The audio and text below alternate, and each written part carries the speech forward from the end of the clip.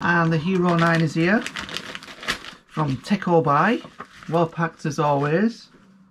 Yeah, there we are, brand new Hero 9 now. Now we're getting into the main unit. Well, look at that, feels really good.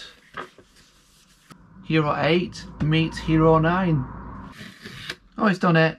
That's good. No, it's no longer new. Case. Oh yeah. Open it for the first time. And let's have a look. There we go. Wow, it does feel a bit bigger actually. It's a bit bigger. I'll take the back off. Everything looks good. And take off the screen, and there we go. We have finally Hero 9. There we go, it's in. We'll turn it on.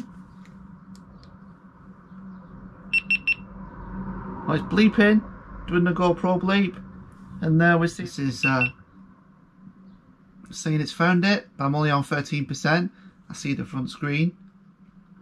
The battery's on 12%, but it's working, it's on. So now I'm in the app, so I need to set it up. It says go to the app on there.